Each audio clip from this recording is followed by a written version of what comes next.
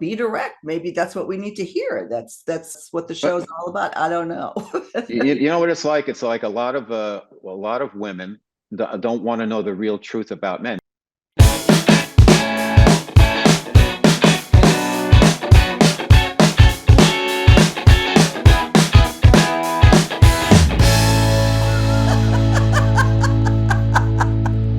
Thank you so much for joining us today on Second Act TV. Once again, I'm so happy to welcome Robert Manni back to Second Act, the author of The Guys Guide to Love and host of Guys Guy Radio and Television. Robert, thanks again for being here today.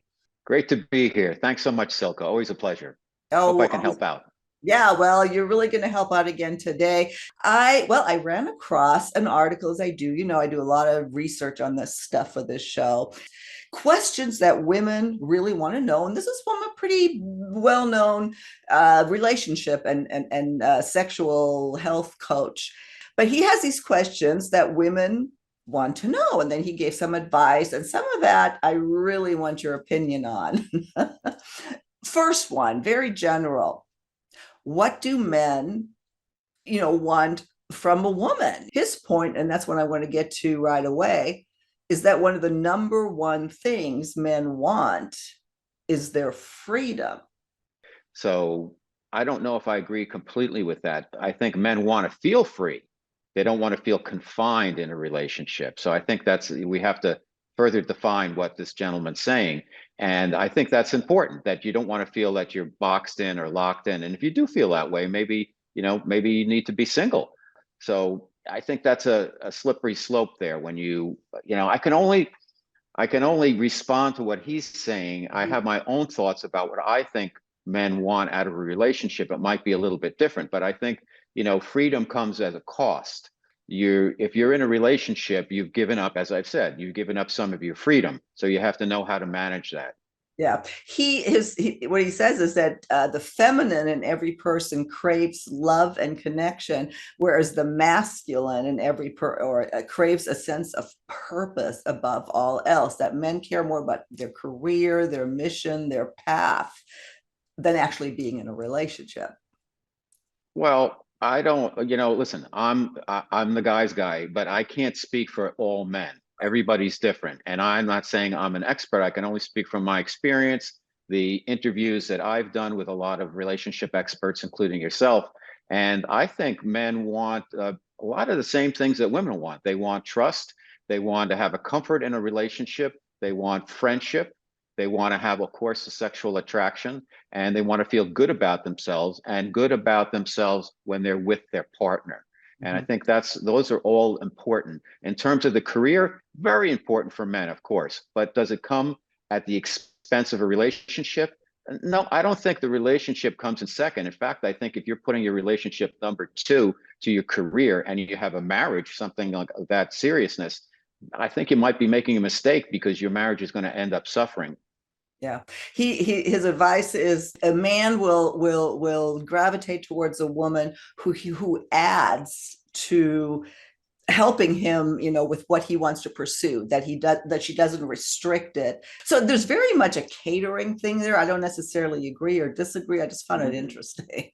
I would say that I don't think men actively pursue that, but if they can find that in a relationship, it's a real bonus. It's a really good thing, and every man would welcome that. The relationship, the person you're with, if she can't help you with what attain your goal, then okay. If as long as it's neutral, if she gets in the way of your attaining your goal, that can become a problem. Mhm. Best of all worlds, she believes and understands your vision. She supports it, and she can help you out with her insights and objectivity. You're in the driver's seat then. Yeah, no, good advice. And yeah, so is freedom driving that? I don't know. And from the what do men want in bed from a woman? He's at the number one thing is that men want a woman who is enjoying herself. That if you want, your man to really connect with you, make more noise. I've been with some screamers, and you have to be careful about the neighbors with that. But sure, that can be fun. That's a good thing. Of course, you want your partner to enjoy it. I mean, come on. But is that the number one thing a guy wants in bed? Well, of course, you want your partner to enjoy it, but I think you want to be simpatico, where you like the same things, where you can be intimate with each other, trusting. You can tell and behave as you want. You can let the veil down when you're in an intimate situation with your partner, where you don't have to think about, I wonder if it's okay if we do this or that. You can let go. Yeah, I think that putting the advice out there that the number one thing that a man wants in bed is the woman who's enjoy. I mean, I get that. Of course, you want the woman to enjoy herself. I think, and this can make do a whole other segment on this. Matter of fact, I think I might want to because I ran across some great articles. Is that really has encouraged women to fake it, and there's so many issues around faking it in the bedroom to please your man that I don't want to get into here, but I wouldn't pick on that on another segment. Another question that women want to know, and I agree, what do women do that annoys men? And the number one thing that came up here, as well as some other articles I read, is just nagging. And I want to read what he wrote here because it's pretty direct. It says because men crave silence, peace, stillness, freedom. There's something about being in a relationship with a woman that is like voluntarily chaining yourself to the antithesis of stillness. Wow. Well, if you really want silence, you can be alone and get all the silence you want. If you're going to be with a partner, particularly if you're going to be with a woman, women are usually pretty verbal for the most part. They like to talk, they like to converse, they like to get into it and really dig down when you discuss an issue, particularly if it's an issue that you disagree with them on. So I don't know if silence is the right thing. I think in terms of nagging, men and women have a different way of communicating, as we've discussed, Silka. Sometimes, I think a woman's goal that I've experienced at least is to make the relationship as good as it can be. Now they pay attention and they pay attention to the details. Yet sometimes it comes across the guys as like, you're nagging me. This is driving me crazy. Guys sometimes take it in a more personal way, like this is criticism. And it's a really slippery slope. I run into this with my partner, with my wife all the time, where she'll get on me for different things, like you left the cabinet door open. It can get into the things that seem like minutia and can be important to your partner. And you think like, I was a single guy for years. I'm like, I made my bed in the morning. That's it. That was the only guarantee. And that got me off on a good start. But, women really pay attention to the details. And sometimes that can drive a guy crazy. Yeah, he goes on to say, and I think that, I'm almost this is almost a dangerous thing to say, I think, and is it true or not, that there's a part of your man that sometimes wishes he could just get drunk, let go of all responsibility, and hook up with an easier woman who doesn't challenge him or call him to his greatness in the slightest. Any man who denies this either disconnected from his more animal self or he is lying in your face. It's a little harsh, but there probably is a lot of truth to it, or is there? Listen, with a relationship comes responsibility. And if a guy wants an easy lay, if you will, like men can compartmentalize for the most part. And they could probably do that. There may be a sense of guilt depending on how deep they are into the relationship, but they could go have sex. Many men I know, and they could have sex with somebody else and not think anything of it. It's sex and it's fun and it's good. And then when they think about how that impacts their relationship, then they could have feelings of guilt or not. Every man is different that way. I can't speak for everybody, but I think for women, they can do it also. And I'm sure more and more that's happening, but there's an intimacy, I think, that women feel, that at least I've experienced when it comes to having intimacy with a man, just going off and, banging somebody. You're going to, it's more than that. A man might think of it that way. I don't think a woman thinks of it like, I just don't want to get laid tonight. I don't know. Maybe they do. But Yeah. it seems like men can compartmentalize that and get more into the animalistic side, as this gentleman says, without carrying a lot of baggage with it, emotional baggage, versus how a woman might respond to that type of situation. Yeah, it almost, to me, it almost put men down a little bit. Made it's a little, okay. I don't know. Maybe it is. Let's just be direct. Maybe that's what we need to hear. That's what the show But is all about. I don't know. you know what it's like? It's like a lot of women don't want to know the real truth about men. They don't want to think that, oh, my guy would never go to a strip club. He doesn't like women like that. Oh, are you kidding me? Look at her. She's like some type of floozy or something. Meanwhile, the guy's, drooling. And so a lot of times women can not really understand the male mind, the sloppy male animalistic mind that's there. Now, that doesn't mean the man's going to take up on that behavior. I mean, you can look at the menu. That doesn't necessarily mean you're going to be buying the meal all the time. Yeah. Here's another one that yeah, women think about this a lot. How do you get a man to commit to you? And what he says here, that the equation that men run through in their minds when it comes to deciding to commit to the partner is simple, is will the benefits that I glean from this relationship win out over the headache that I will endure to be in said relationship?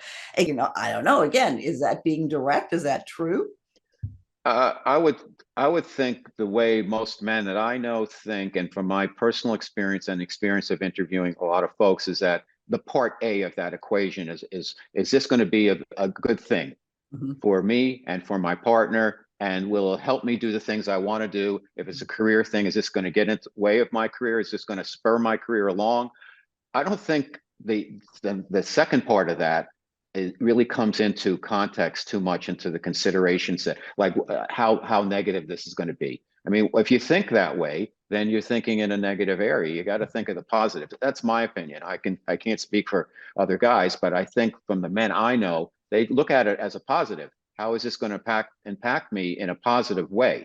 Mhm. And of course, as always, any decision you make, it's not going to be 100%. You're going to get some things like, okay, if I do this, I'm going to get that along with it. Of course, there's some things that are going to come along with your decisions that you make, but that doesn't mean that you don't look at it as a positive. Yeah, yeah. He says that the best way to get a man to commit to you in that way is find someone whose life you can actually support, and then tell them why you can. Again, it's very much the woman catering to what the man Yeah. wants, and maybe that's what it takes. I don't know. I just thought I'd throw it out there. Well, it's a two-way street, Silka. It's a two-way street because the woman might be looking for the same thing, Yeah, exactly. and so understandable and very fair. Well, again, it's what do women want to know, and what is the honest truth? I don't know. There's He has a lot more questions. Again, I'll link to the article. The other one before we end here, and this is good for our audience especially. Do men really care about physical imperfections?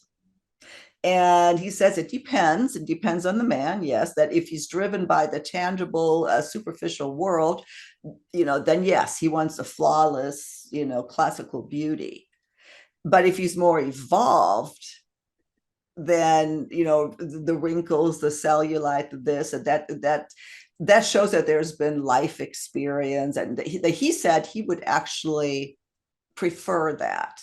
Whether you prefer it or not, that's what you're going to get because people's bodies change, they age, and somebody who's 50 is not going to look like they did necessarily when they were 25. They could look great, they're going to look a little bit different. So Mhm. when you say imperfections, to me, everybody's perfect because they're there exactly where they're supposed to be right now. And if they have to work on some things, then they work on them. But that doesn't mean as human beings they're not perfect in their own way.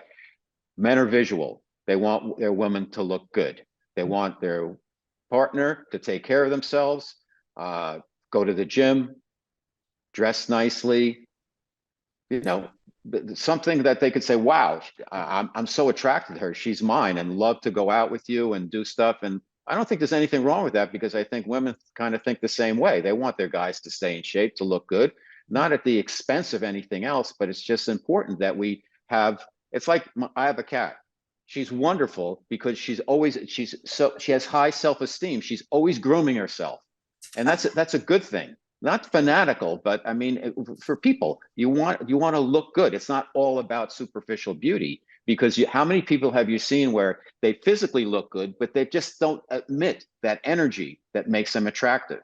So it's a combination. I think when you talk about imperfections, it's the energy as well as the physical package that matters. Well, this, of course, is huge, huge, especially as we age. We've done lots of videos on body image and who's going to want me now, and it is, it's big, and I do like the way he addressed it. I hope it's true. Like he says here, similar to how I feel a deeper sense of trust and comfort in conversations with people who have experienced a great loss or grief, as opposed to someone who has yet to be put through the paces of those parts of life. That experience and that this the scars we carry and the imperfections and the wrinkly, that's all part of be I a. don't know. That's, there's a separation here between physical and emotional. Now, Mhm. if you've had emotional experiences that have helped you grow as a person, I think you're going to be more attractive. If you physically have had those experiences break you down and make you gain weight and start drinking or whatever and not look good, that's not good. That's not like, oh, the experience is good. It's how people handle their experiences. It's like, Rocky says, like, it doesn't matter how many times you got knocked down, it's how many times you get up and keep on punching. So I think that's a lot of how personal Yeah. attractiveness and beauty comes along. How do you handle it? Life's not gonna. We're in a challenging environment here on good old planet Earth. It's about how you handle it. Are you going to be, rain on my parade all the time, or are you going to get up and say, "Let's go"? Well, again, a big, big, big topic here, a big thing that women, especially our age, are concerned with. And who knows, maybe we'll do some more videos on that as well. Well, Robert, we're coming to the end of the segment. Anything you want to add here of what we discussed? I think for women out there, guys can say whatever they want, and you should listen because they have some wisdom and they look at the world in their own way. But most important is you have to respect and love yourself and take care of yourself. I think universally, the things guys are looking at is and women, and we look at this for all people. How do you respect yourself? Do you love yourself? Do you take care of yourself? Do you present yourself in the best way to the world? If you do that and you focus on yourself, then it'll emanate from you in a really good way, and you will attract men that way. Well said, Robert. Well, thank you again. Will, as usual, we will link to all of your information to your book, to your podcast, to your YouTube channel. And I look forward to seeing you again soon on Second Act TV. All right. Thanks so much, Silka. Thanks, everybody.